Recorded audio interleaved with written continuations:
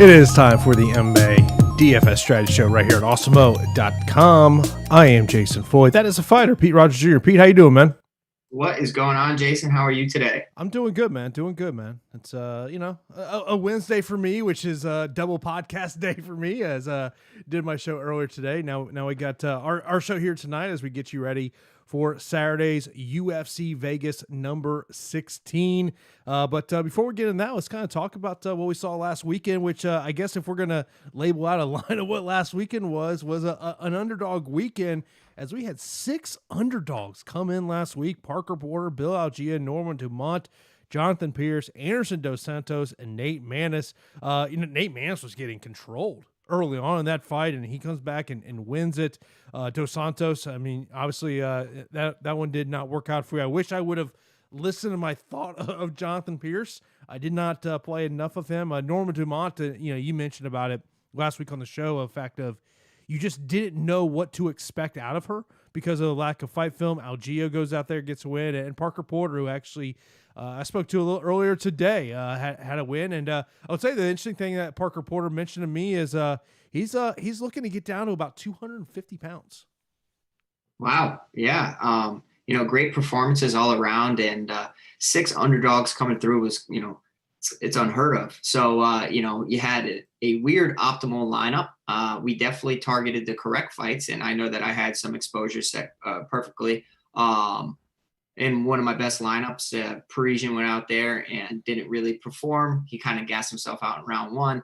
If he went out there and killed it, my lineups would have been amazing. But it was still a pretty good week. It was just a crazy night of fights, and it goes to show you that anything can happen in this sport. I mean, look what was going on with Nate Maness. That performance was annoying because I thought Sanders looked pretty damn good early on.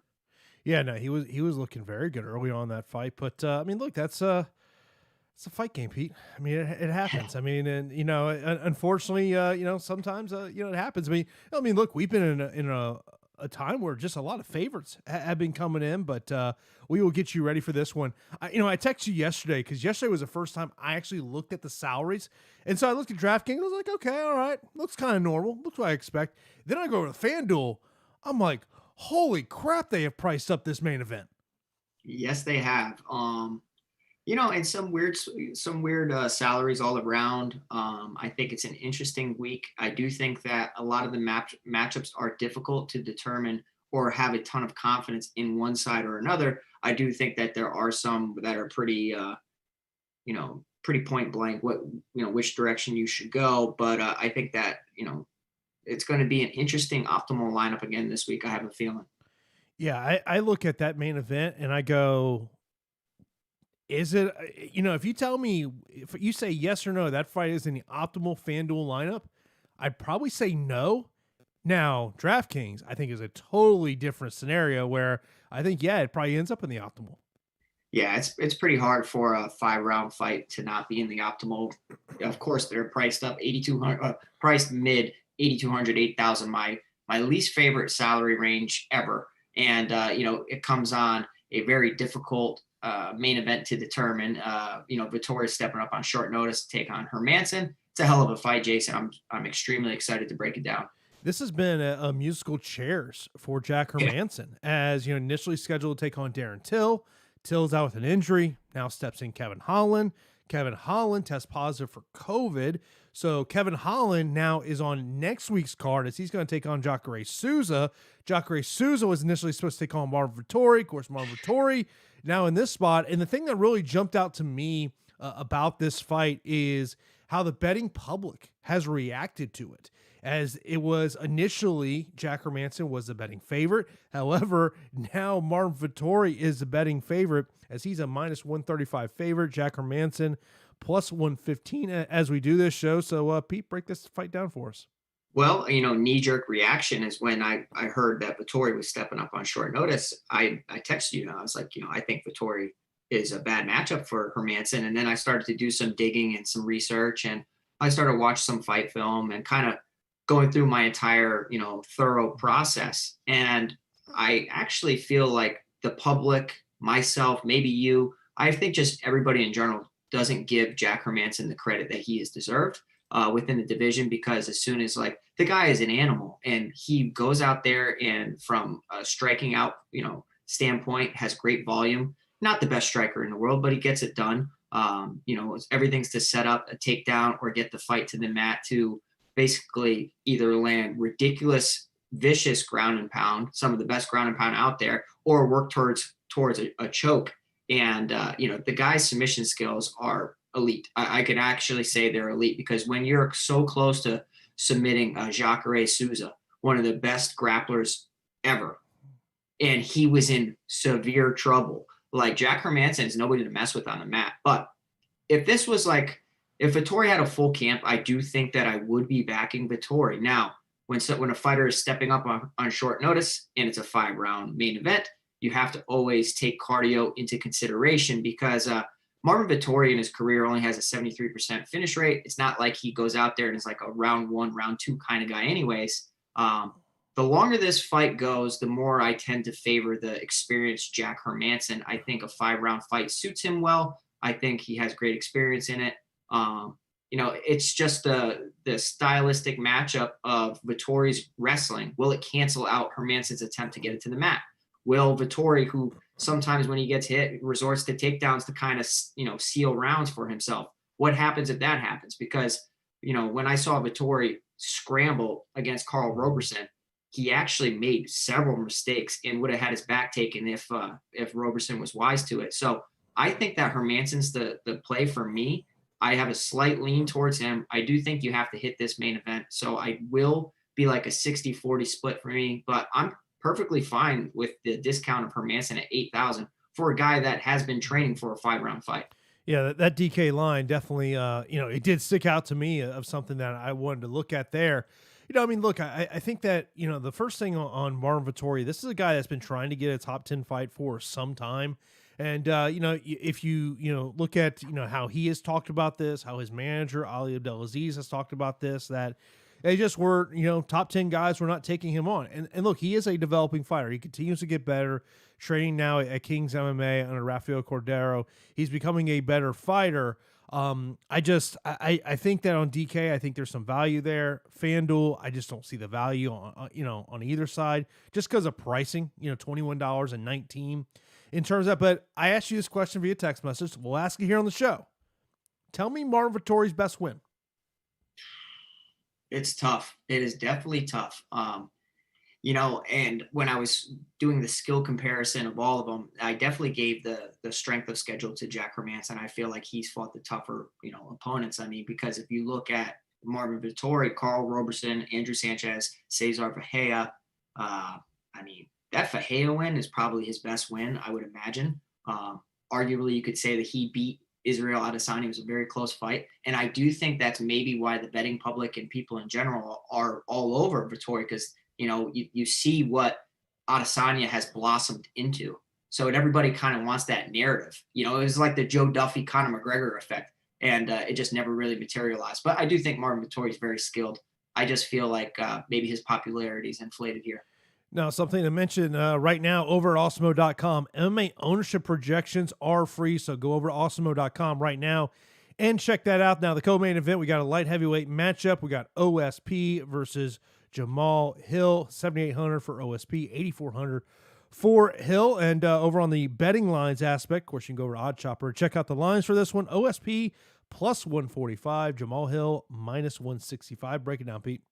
Man, what a step up in competition for Jamal Hill here. Comes in mid-price, 8,400. If he was fighting a different opponent, of course, and we were getting him hit at this salary, I would be all over him. Now, I am a little hesitant because it's such a huge step up in competition. Yes, he has looked good in the UFC, 2-0, but he is fighting a guy who did fight for the title and fighting a guy who has literally one of the best resumes in the business. St. Preux is 13-9 in the UFC, and I don't care that he has 9 defeats. I care about that experience and that edge. If you look at it, he has 39 MMA bouts, professional MMA bouts to Jamal Hill's 8. So, I think that St. Preux kind of towards the end of his career, despite how he looked in his previous performance, had a great, knockout, always has that power. It's his cardio that really worries me. And he doesn't go to the takedown well as much as I would like him to. Now, if Ovince St. Preux goes to the takedowns in this matchup, I think that he can have a dominant win against Jamal Hill, who has shown to struggle on the mat. 53% takedown defensive rating for Jamal Hill. It's just the cardio of St. Preux.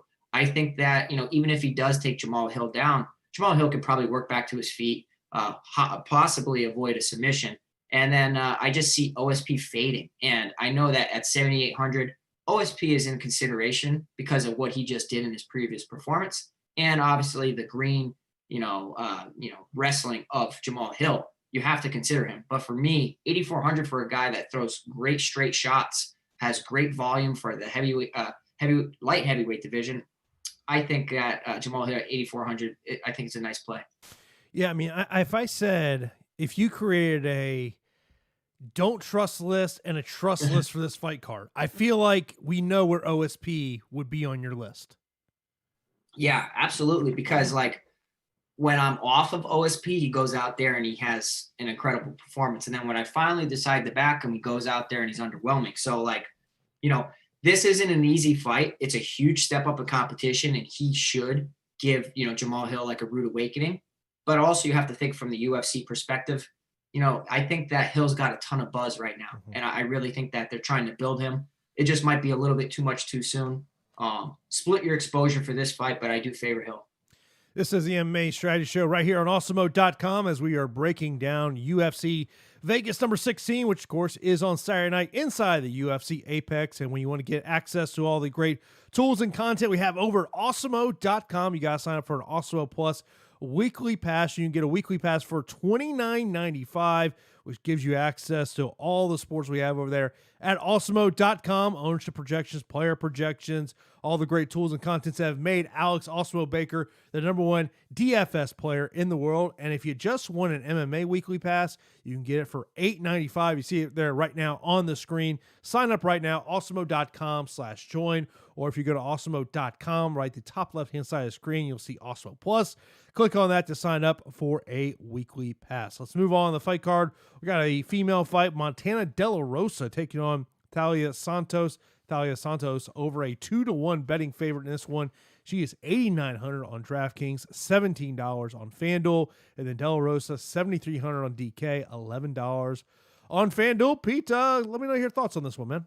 Yeah, so I wasn't really a believer in Santos in her previous bout against Amanda McCann. I thought the volume, the work rate of McCann would cause a problem for Santos, and also because Santos lost to Mara Romero Barella, possibly one of the worst UFC fighters in the women's MMA divisions. But things like that happen, and I was a victim of falling into the MMA math, she lost to this person, I can't back her. But let me tell you, I don't know if that reinvigorated Taylor Santos or what it did to her, because she came out and looked like a fighter who has 16 wins and 1 loss. She looked incredible. I kind of thought she had a padded record, and obviously you can question her record and her level of opposition going back to Brazil. But, Montana De La Rosa, 4-2 in the UFC, has a UFC edge, just caught a beating not too long ago. And I do think that Montana De La Rosa has some excellent jiu-jitsu. Armbar from guard is definitely possible here, Jason. It totally is, because it's women's MMA. De La Rosa has some great submissions off of her back. She has an active guard. Whenever somebody has an active guard, they're throwing up Hail Mary, submissions to stop the fight. And she has success with that. Montana De La Rosa, 73% finish rate. Santos, 75% finish rate. That's actually pretty elevated for women's MMA. So I will have exposure to this fight. I do favor Taylor Santos. I think the strength, the power that she possesses in the McCann fight, I don't know. The girl looks incredible. She looks like she has strong striking, strong grappling. As long as she can avoid, getting put in some bad spots. And I just think that she's one of these next fighters that we should be circling and looking at. I think 8,900 is appropriate. And usually I don't get behind, unless it's a Valentina Shevchenko. I'm not really, trying to pay the premium. But at 8,900, I'm okay with it to get different. I feel like if we had a Awesemo MMA DFS drinking game for this show, anytime we said armbar from guard, take a shot. Take We'd down be drunk. city, take a shot. We'd be drunk. Throw them bungalows, take a shot. Hey, I like that. That sounds like a cool game. Depending on the show, you might be pretty drunk by the end of the show, though. Yeah, you bet. Yeah, and I'm a lightweight too, so man, you better not say it more than once. Yeah. Oh goodness. Oh man, yeah. Right as you said that, it just popped in my mind there. I mean, but Talia Santos, she's going to be highly owned. I mean, it's going to be a fighter that people are going to look at. I've kind of looked at the higher price options. There's some high price options that I really wonder whether or not they will bring you value for what you have to pay for them at. We'll talk about Ev 11 a little bit, 9,300, Jordan 11 a little later at 9,200. I look at those price points, and maybe does Talia Santos have a better value because of potentially finishing this fight? Yeah, I think it's a great question, and I do think that the value rating on Santos is pretty high. I think that she has like a significant striking advantage over De La Rosa. De La Rosa takes a ton of shots. I think that she has a slight wrestling advantage. I do still think that she has a jiu-jitsu advantage. It just seems like she's the better overall fighter, to be honest. And, I know De La Rosa has gotten it done under the UFC lights more than Santos, but that's probably more out of opportunity. I think Santos is somebody that we need to circle and look at going forward. You ready for me to potentially blow your mind? Let me hear it. So I'll mention what the ownerships are since they are free on the website. Montana De La Rosa, 31%. Thalia Santos, 19%.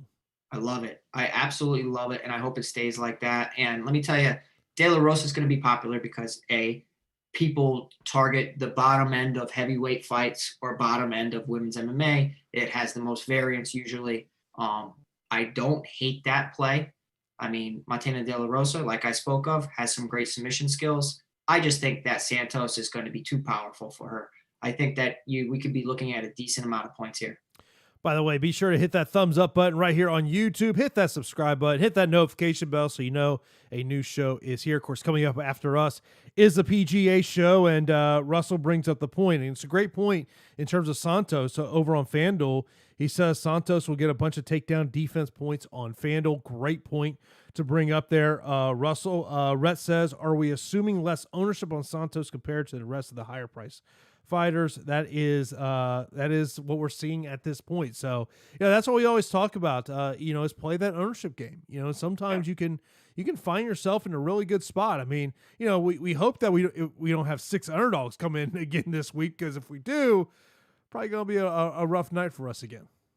Yeah, I mean, that's those nights like that happen. I mean, you could go to anywhere on the world, and everybody will be wrong on a lot of that. It was a bad night for a lot of people. It was kind of similar to the Seahawks line the other night when they didn't cover the spread. So you know what I mean? Like, everybody was hurting with that. So we all suffered together, but we're here to rebound this week for sure. Yeah, well, I mentioned earlier in the show how I talked to Parker Porter.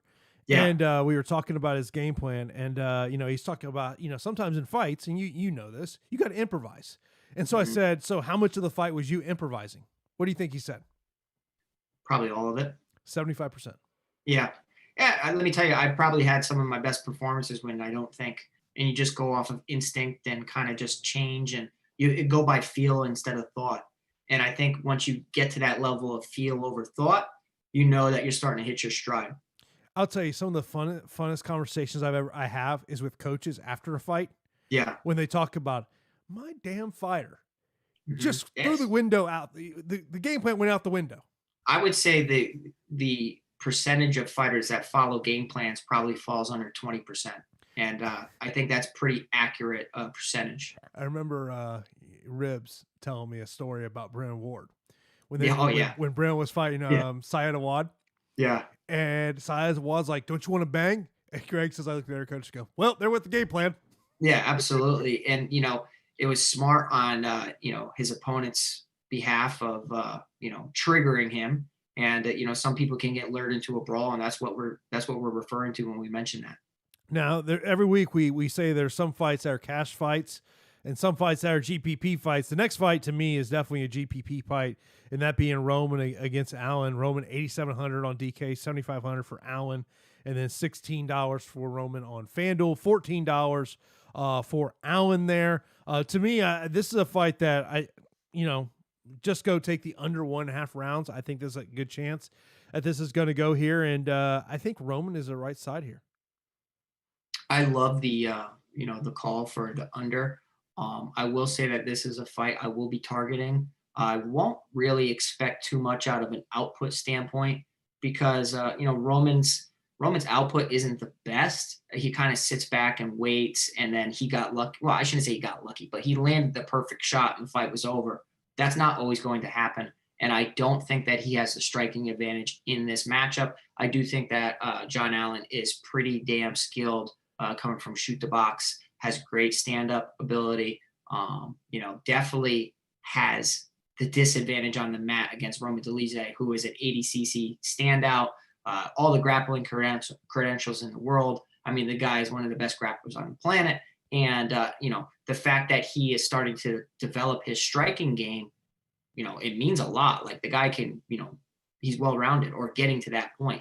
I will say that his wrestling isn't the best, but his jiu-jitsu is. So when he's unable to get takedowns, you'll see him start really, going to leg locks, or if he falls on his back, he's okay with, rolling for the leg locks and whatnot. I just wonder if he can't get the fight to the ground, right? Despite Allen's, deficiencies in grappling and submission grappling, how does he win this fight? Because I don't think he beats Allen standing up. I do think that Allen probably has the better gas tank and looked like a machine against Mike Rodriguez. Obviously, we have to pay attention to the weigh-ins, and this is one of the fights I circle for my weigh-in analysis. Is I want to see how Allen looks on the scale coming off of PED suspension. I want to see how they both look on the scale. I'm always curious about that because if Allen comes in looking a little soft, then maybe I don't really hold his previous performance against Mike Rodriguez in such a high regard. I will say that Dolidze is the A side of the fight and the side that the UFC wants to build for sure. By the way, apparently some of our listeners want to play that drinking game, right, saying that Roman's ready to throw them bungalows. But Zachary, brings up a point that you were just talking about where he said, if John Allen still looks juice at the weigh-ins, I'm going to play him more than I'm currently playing. I love our listeners. Zachary, great question or comment rather. And that's exactly where my head's at, because when I was breaking down the film, I do think that Allen has a volume advantage, an aggression advantage over Dolidze. And I just wonder how Dolidze responds if he doesn't find that big shot. I think that he could be on the, down on the scorecards. And I think that Allen's output could be pretty nice in a spot. And I will say that if Allen comes in looking jacked and looking like he's, a machine like he was against Mike Rodriguez, I will definitely be including Allen in my GPP pool. I think that, it's fair. 7,500. We know that this fight is a GPP fight. 100% finish rate for Dolidze, 92% for Allen. I mean, sign me up for this fight. Our opening fight of the main card will be a matchup between the biggest favorite on this card, Evelev, taking on Landwehr. Evelev over a 6-1 betting favorite in this one, 9,300 on DK, $23 on FanDuel, taking on Nate Landwehr, who, I don't know how much he believes in defense. Would that be a proper way to break this one down for you? Yeah, I mean, the guy is a maniac. I think that I would label him psychotic is what I would. I think that, Evelev is super talented, great striker, great wrestler, great strength of schedule, great cardio. I mean, the guy is priced appropriately for his skill level, 9,300. The guy is super, super talented. Just coming off a fight against Mike Grundy, where Grundy is an amazing wrestler and was taken down Evelev, but Evelev kept, working back to his feet and had the striking edge in that matchup. I just love everything about Evelev, despite what some of the box score, if you're looking at it, doesn't look like he has the best performances. I will say that Landwehr doesn't have the best defensive rating. In the UFC, it's improved than how it was over at M1.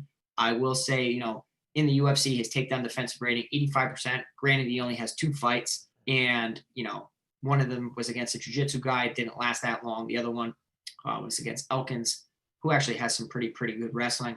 I will favor Evloev quite a bit in this matchup. I think Landwehr is the kind of guy that if he lands a shot, of course, he can change the outcome of the fight and definitely possesses that power. I just think that Evloev is the side. I mean, I would rather take shots on other people. I think that he coasts to a victory, maybe gets a late stoppage. And I'll be okay with having exposure at 9,300. Sometimes it's just skills pay the bills, and I'm going to sign up for the guy that has the most skills. If this fight goes 15 minutes, yeah, does Evloev pay off his price? I think it's close. I don't really see like a ceiling type of performance because of, Landwehr is definitely tough, and, Evloev doesn't want to get knocked out. Maybe Evloev, doesn't really have the best success, trying to take him down. I mean, he only has a 33% takedown accuracy rating. He does still average 3 takedowns per 15 minutes. So I think Landwehr is an interesting FanDuel punt because of the amount of takedowns he's going to need to stop. I don't really have Landwehr in my player pool. There's a reason Evloev is a -600 favorite. I like him quite a bit. I just think that he's one of the next big things in the sport. If he stops enough takedowns, maybe he's a good cash play on FanDuel. Yeah, I think he would be in my cash lineup. I mean, I always try to put the safest guys in my lineup for cash, and that's kind of, you just eat chalk. You try to get, the guys that'll get a W. I don't know how well he will score, but I would imagine it'd be 85 and up. But at 9,300, of course, you're expecting more. And by the way, the fight goes to decision prop -175. So odds makers do kind of tend to think this is going to go 15 minutes. Of course, this is the MMA Strategy Show. If you ever miss our show live on YouTube, you can check us out on the Awesemo Podcast Network. All you got to do is go to awesemo.com/podcast to get the links, whether maybe you want to listen to this show on Apple Podcasts, on Spotify, or whatever your favorite podcasting platform is. So all the Awesemo shows are available as a part of the Awesemo Podcast Network. Now, our feature preliminary bout is going to be a matchup that's a 155-pound matchup. It's actually a matchup of 2 45-pounders. This one's at 55. That'll be Gabriel Benitez and Justin James. They were supposed to fight a month ago. However, that fight was scratched due to Benitez testing positive for COVID-19. James told me at the end of last week, prior to Benitez testing positive, he had tested positive as well. Mentioned the fact of his quarantine was playing video games with his son. That was his quarantine, and and he's just he's a big 45er, and he mentioned about the fact of how it's just a short notice fight. Him making 55 is just not ideal for him. And Pete, obviously you can relate to that as well, as you were a big 45er, so you didn't want to try to make 45 on a couple of days notice. But the other side of this is that his father has cancer, and this being Justin James, and his father will be in his corner. The doctors have actually advised for his father not to do this. And Justin is being, pretty honest. And he goes, this may be the last time my father sees me fight. Yeah, man, I can relate to that a lot, I will say that, of course, prayers out to James, his father. And, if that's the case, I do think that it's the right thing. I mean, have him in your corner. Obviously, it's a dangerous thing, especially with everything going on in the world. I am intrigued with this matchup, Jason. Mm-hmm. I know that James is your boy. I like James. I love listening to your interviews. Guys, if you want an edge on, certain fights, Jason interviews a lot of these fighters that we see fight. So if you want inside scoops and all that stuff, check out his stuff. And I like what he mentioned about how, a last minute fight getting down to 45 is detrimental to his performance. It'll affect your cardio. You're killing yourself to make the weight. Yeah, those are all things. And guess what? You get hurt a lot easier the more you cut weight. You get knocked out a lot easier. Your cardio abandons you. And it plays mental games on you. So maybe that's what happened in James' previous performance. I still will, however, favor Benitez in this matchup. I do think that, He's a tricky guy. I think that his southpaw style, you always hear me talk about it. I think southpaws give a lot of people problems. He kicks harder than most people that have ever fought in the UFC. DC talks about how hard Benitez kicks, and you always have to wonder about a head kick, a body kick. Obviously, James has crazy round one potential and crazy power in his hands. I will say James probably has the better boxing, but on the outside, he could not get close enough to Benitez. I think Benitez keeps him at range, picks him apart. We shall see. I do think Benitez has fought better competition, does have the cardio advantage. And this card, you're hearing me talking about cardio. I'm favoring guys that have the better cardio as kind of like I don't know, it's kind of like my difference maker for if I'm close on a fight, I'm going to take the guy that has better cardio. James is definitely a GPP guy, has round one potential written all over him. You saw what he did, on 5 days, 3 days notice or whatnot, went in there, just absolutely shocked the world. Benitez, for me, could be one of the guys that's mid-priced, that's overlooked. So I don't mind getting to him. I really don't. I just don't expect, I know that they're both strikers. Nobody's really going to be going to the takedown well. You would think that somebody falls, but I don't know. We'll see. It could just be a back and forth affair. Maybe this is a good fight to target either side, but I like Benitez. So, and one of our listeners pointed this out, and that was Zachary, the fact of Justin James actually opened up as a betting favorite on this one back on November the 20th. He was minus 155. He's now plus 180. So, that's always something that I see I go, okay, what did the odds makers see in this fight where the betting public sees it totally opposite? Yeah. I think it's also just like of what you saw from James of how he kind of fell off a cliff after round one.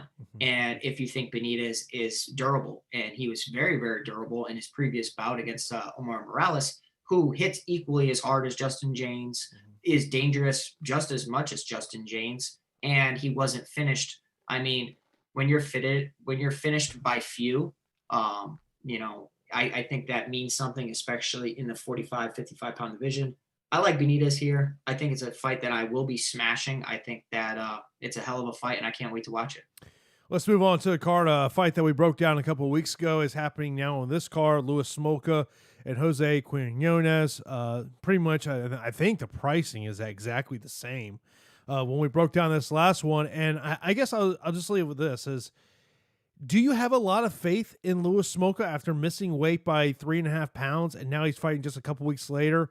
Does that concern you? Yeah, Louis Smolka kind of concerns me completely. I don't know if what's his deal, man. I feel like his life or his UFC career has always been a rocky road. It's ups and downs. I mean, you talk about absolutely demolishing competition and then getting cut and then working his way back to the UFC and then has a big win and then, loses Casey Kenny, but Casey Kenny's been amazing.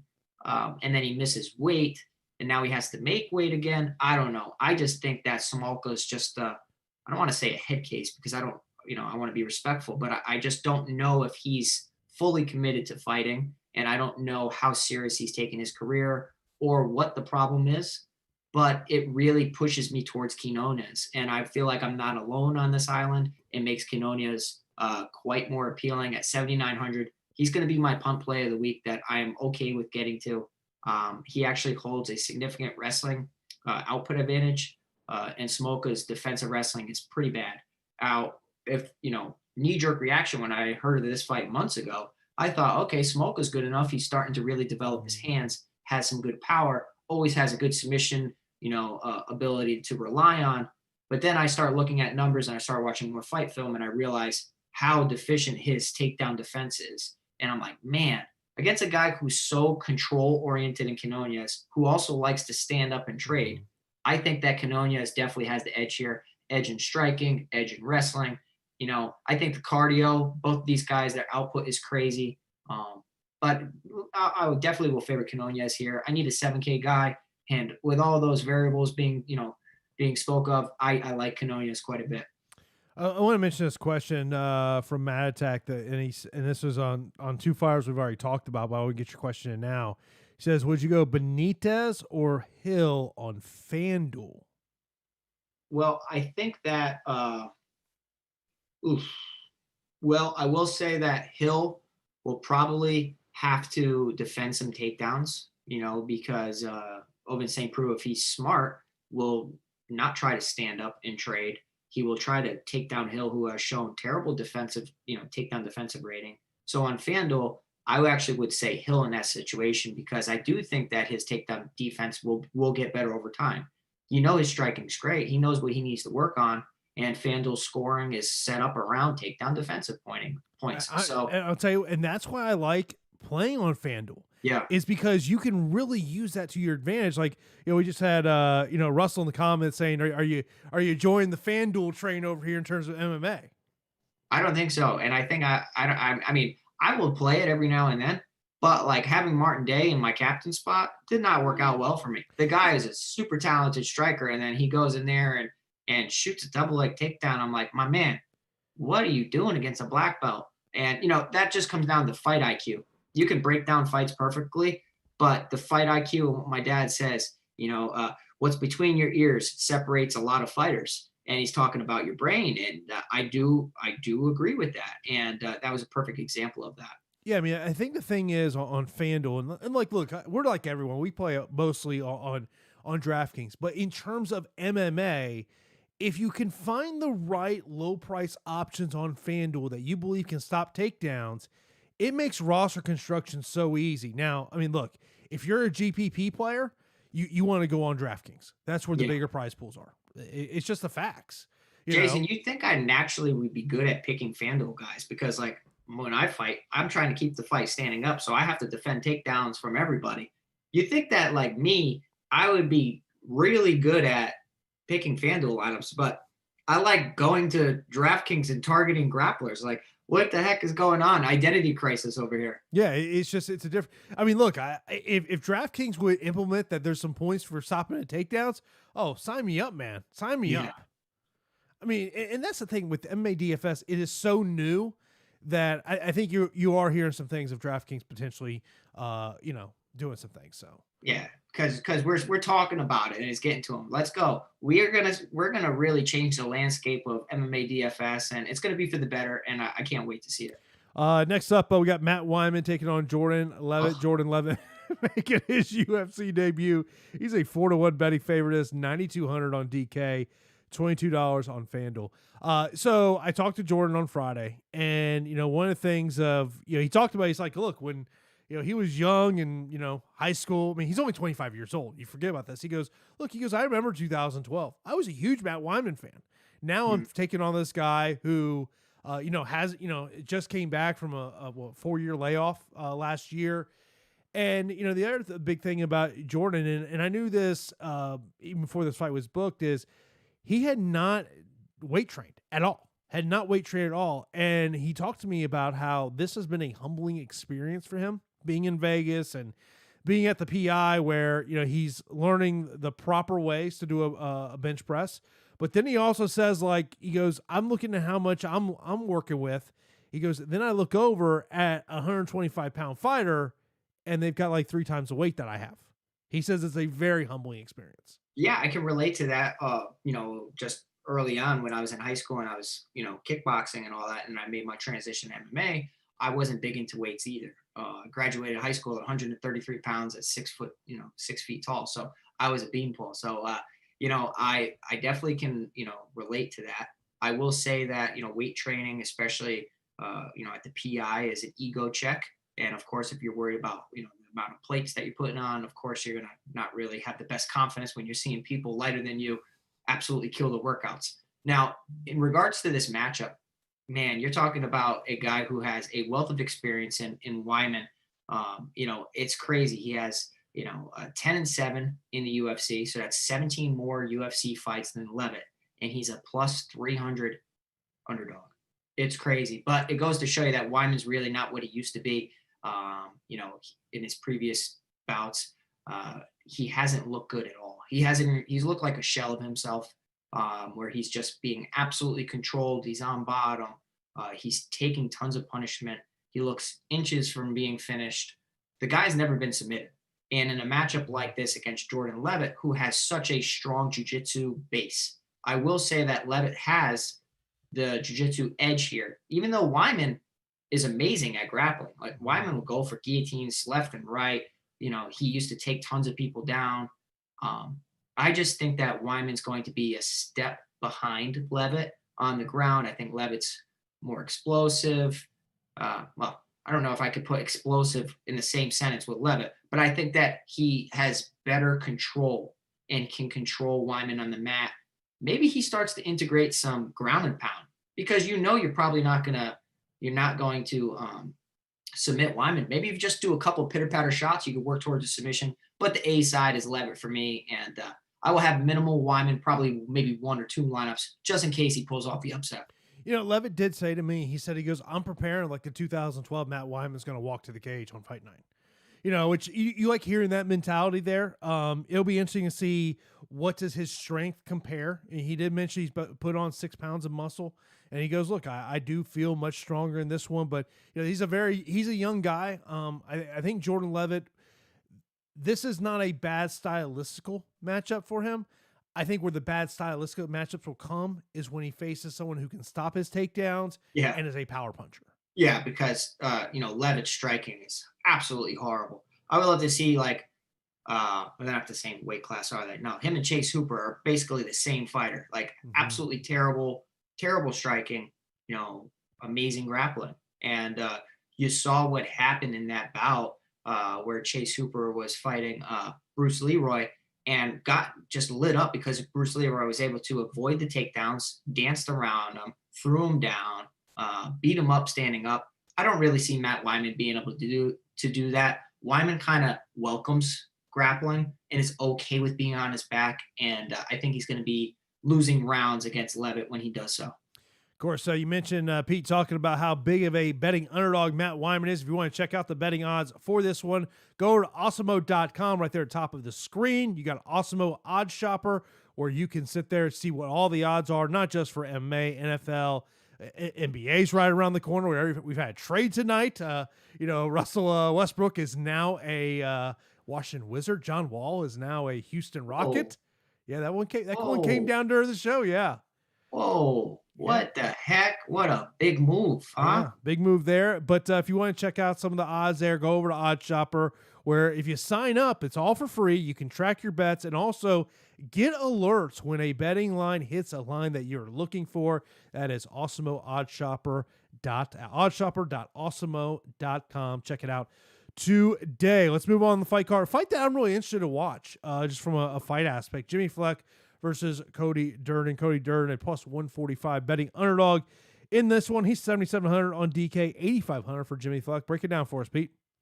I will say that this is probably the second most difficult fight to break down. First would be the main event between Vettori and Hermansson. I have been struggling with this fight all day. I think Flick is so talented. I think Durden is super talented and impressed me in his debut. He had a draw against Gutierrez, and when you step up on short notice and you have such a performance like that, we knew on short notice, right? You're not going to have 15 minutes of cardio. You're going to have a drop off. But guess what? When I see somebody drop off the cardio cliff and they're still willing to fight and they're still showing me that dog, it makes me want to get behind that fighter. And it really impressed me, and it impressed the entire industry. I will say that Flick has some of the best jiu-jitsu out there. Similar to Brandon Royval, I think it's a pretty good comparison of throwing up submissions off of his back, chaining together different techniques, being relentless with his transitions and grappling. I will say that this is going to be a crazy matchup. This is literally like gas in a match. I think that Durden dropping down to 125 pounds is interesting, and I think that Durden will have the striking edge despite Flick being, okay on feet. I think it's a very close striking match, but I would give Durden the power advantage. I would say that he is the more aggressive standing up, whereas Flick's trying to do everything to set up the takedowns. It's a close fight, Jason. I just think that maybe Durden might be a little too strong for Flick, moving down a weight class. We'll have to see how he looks on the scale, because obviously whenever you're moving down a weight class, could zap your cardio, could zap your strength, could result in, changing your performance.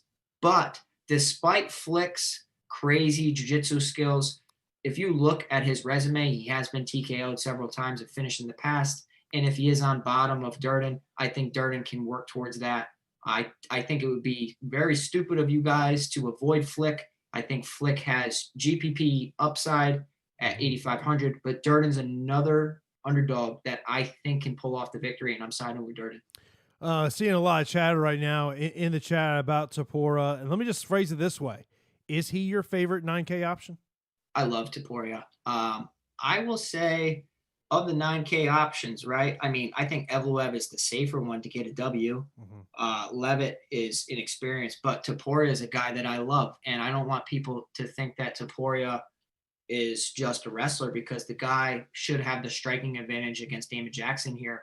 Topuria has shown that he can knock people out, puts together aggressive boxing combinations, but everything's to set up, his wrestling. I just wonder if Topuria does that and he gets caught in a funny situation where Jackson, he's always a threat on the mat, but we have seen Jackson take it down and treated like a rag doll. We just saw it against Mirsad Bektik not too long ago. I think Topuria can do the same exact thing. I think Topuria, his confidence is great. Strength of schedule is not the best, though. And I will say that strength of schedule for Jackson. And I would say that Jackson does have the cardio edge slightly. I mean, the concern regionally was that Topuria was like a round 1, round 2 kind of guy. Doesn't really have the great cardio for 3 rounds. I think this is a scramble fest, but I do favor Topuria quite a bit at 9K. I love it. Yeah, it's Damon Jackson, obviously we saw what he did in his return to the UFC. So potentially could be value there, but I agree with you. I like Topuria in that spot. The opening fight of the night, a heavyweight matchup. Is this another one that you can't wait to see what the scales they look like on the scales? Yeah, so I mean, these are all our first takes, right? And then like we see sometimes the weigh-ins happen, or we lose a fight or whatnot, and then live before lock, if you guys don't join us, you're definitely missing out, because live before lock we go over everybody's questions. We go over the updated news and how people looked on the scale, and this, that, and everything. And I will say that this is one of the fights that we need to see how they look on the scale, because Collier came in last fight against my boy Tom Aspinall looking like a completely different fighter. And I'm not saying like stylistic wise, it didn't even look like him. He had a body transformation. Obviously, I hope everything's okay with Collier. Not in a good way. Yeah, it wasn't good. And I hope everything's okay with Collier. I just I wonder, people start taking fights with paychecks. Let's be real. The UFC comes knocking, you're just gonna accept it. And you don't know what's going on in people's personal life. Vellante at heavyweight looks like he's letting himself go. This is literally go down the street to the local biker bar, and that's what we're gonna see right here. I don't know, man. I think Vellante wins this all day. I don't think that Collier, the Collier of old, can definitely put up a fight, but this new Collier negative 2.0, I think that I don't know about that. Give me Vellante. Yeah, I would say when he showed up to his last fight, I was like, holy cow. Yeah, man. Like that would be I feel like that would be if all of a sudden you magically became a 205 pounder. I'm about to become a 170 pounder. I'm telling you. And So you're saying I need to give Ribs a call and say, hey Ribs, I hear Pete's putting on some weight. No, man, I don't get it. I hit 30, 30 slaps you in the face, and then next thing you know, you're 25 pounds heavy. No, I don't know. But in regards to Collier, man, if he comes in looking like he did last fight, I'm not touching him at all. I want Vellante all day. Yeah, I mean that's one of those ones you got to look at. Let's go through some our fight picks here. Let's go bottom to top this time. So John Vellante, Jake Collier. Give me Vellante. Vellante. Topuria Jackson. I think we know where you're going there. Topuria. Yeah, I agree with you. Flick Durden. This is an interesting one. It's a close fight, man. I say Durden though. Yeah, I'm gonna go with the underdog here, Durden as well. Give me Jordan Levitt against Matt Wyman. Levitt. I just don't think you can have faith in Matt Wyman at this point. He hasn't looked like Matt Wyman. He has Matt Wyman's name attached to his body. That's it. Yeah. Luis Smolka and Jose Quinones. Quinones for me. It's Quinones just because I just don't think to trust Luis Smolka after what we've seen recently. Gabriel Benitez, Justin James. I'm going Benitez. I'm going Benitez as well, even though I would like to see Justin James win. But sometimes you gotta make the picks with your brain and not your heart there. Landwehr, Evelev, I'll give me the Evelev for me. Yeah. Give me Roman against Allen. Okay, now this is a hypothetical one. Allen comes in looking good. I'm picking Allen. Okay. I like Talia Santos against Montana Del Rosa. Santos, big time. Jamal Hill, OSP. This is one I keep going back and forth on. OSP. I don't feel good about that. I don't feel good about that at all. Cringeworthy. I'm going Jamal Hill. Main event, Jack Hermansson versus Marvin Vettori. I'm going Hermansson. Give me the discount at 8,000. Yeah, I'm going there as well. I do like Jack in that spot. Of course, Pete and Josh will be live before lock on Saturday, as it is it is the Buccaneers bye week, so I will not be in town. So you can have some fun with Josh. Maybe I'll be sitting at the bar, cocktail in hand. I might just pop my phone up. I might just start trolling you from the YouTube channel. Yeah, you might win some money listening to us. Yeah. Wow. Damn, that is dagger. No. Josh brings that great analytical approach that I don't. You don't either. It's just it's completely different, but I like it. It's a different mind. Oh yeah, most definitely. I love doing shows with Josh. Me too. It's a different. We break down the fights more as from a fight aspect, where he brings the analytical aspect. It's really, it's a different mindset to look at. Absolutely. Yeah, man. So guys, thank you so much for joining us tonight. Make sure you hit that like button if you appreciate this video. We appreciate you. Stay tuned for Live Before Lock on Saturday. I'm dropping some exclusive content as well, just if people want to see like a deeper analysis of fights. I'm pretty thorough with my research. So thanks for joining us tonight, guys. So we got 11 fights. Setting the number at 5.5 on finishes. Where are we going? I'm going over. Okay. All right. I'm going over. I think it's a weird week, man. It's definitely not one of my favorite fights. I mean, fight cards. Like, this is a disaster of a card, but hey, we're here. True, false. Yeah. We lose a fighter at some point this week on this card. True. You just say true now in COVID It's times. good. It's Vegas. Yeah.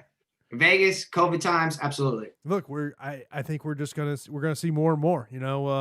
Leon Edwards, pulled out of the main event last week. I was reading Brett Okamoto's tweet where he was talking about lost 12 pounds in 4 days. Couldn't train. Man. And that was part of what Justin James was talking about, how he kind of dealt with COVID as well. I mean, so it's it's our world, and every promoter that's putting on events. I was talking to the XFC president Myra Malakula earlier today, and we kind of had that conversation of like, man, as a promoter, like you're dreading those last COVID tests and just praying someone doesn't test positive. I know, man, it's crazy. I mean, we're thankful that sports are around. You see the NFL, people popping and everything, but thank goodness we have something going on. But we kind of have to expect and just roll with the punches. Yeah, I mean, I think you're UFC. You gotta credit DFS for helping grow the sport during the pandemic. I think so. I talked about that today right now on my podcast. But that is going to do it for the MMA Strategy Show. Coming up next is the PGA Show. So keep it locked here at Awesemo.com.